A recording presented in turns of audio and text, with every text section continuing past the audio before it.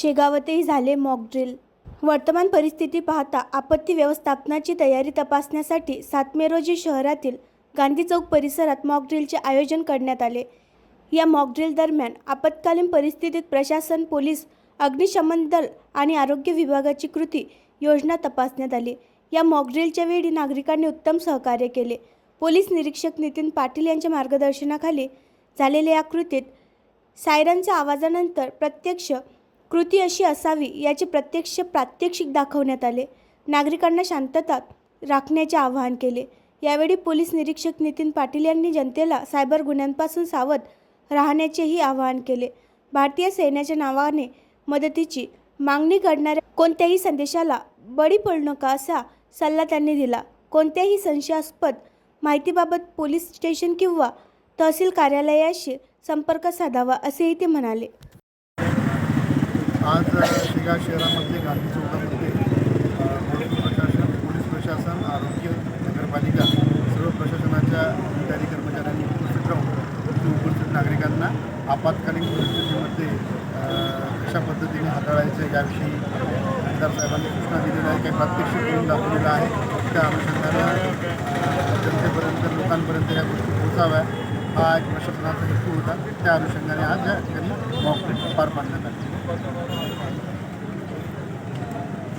आपत्कालीन परिस्थितीमध्ये नागरिकांनी कसा प्रतिसाद द्यावा, तसेच काय काय करावे यासाठी या मॉक ड्रिलचे आयोजन करण्यात आले होते। या मॉक ड्रिलमध्ये महसूल प्रशासन, पोलीस प्रशासन, आरोग्य विभाग, नगर परिषद याचे सर्व अधिकारी कर्मचारी सहभागी होते। या ठिकाणी आम्ही हेच करून दाखवले की आग लागल्यावर त्याला फायर एक्सटिंग्विशरद्वारे कसा वापर करून विझवावा किंवा फर्स्ट एड कसं करावं आणि कसा स्ट्रेचरचा वापर करावा, तसेच आमच्याकडून याही सूचना दिल्या गेल्या आणि जनतेला हे आव्हानही आहे। आपल्या मार्फतीने सर्व सोशल मीडियाच्या पत्रकारांच्या मार्फतीने आमचं हे आव्हान आहे की कोणीही पॅनिक होऊ नये आणि अफवा पसरवू नये। सोशल मीडियावरती अफवा पसरवू नका। तसंच आपल्याकडे आपत्कालीन परिस्थितीमध्ये ज्या गोष्टी कराव्या लागतात, उदाहरणार्थ टॉप फ्लोअरचा वापर करू नका।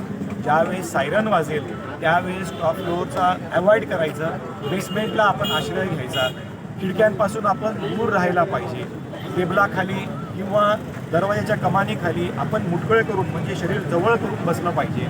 तसंच पिण्याच्या पाण्याचा आणि वापरण्याच्या पाण्याचा काळजीपूर्वक वापर करा, साठवणूक करा, ड्राय राशन यूज करा। तुमच्याकडे रिचार्जेबल बॅटरीज असतील तर रिचार्जेबल बॅटरी यूज करा। फर्स्ट एडचं साहित्य असेल ते फर्स्ट एडचं साहित्य वापरा। तसेच मेडिकलची यादी, इमर्जन्सी नंबर्सची यादी तुमच्याकडे ठेवा, डॉक्टर्सची यादी ठेवा। सगळ्यात महत्त्वाचं आपल्या खिशामध्ये आधार कार्ड आणि पॅन कार्ड पण ठेवा। थोडी कॅश पण थोडं स्वतःबरोबर असू द्या।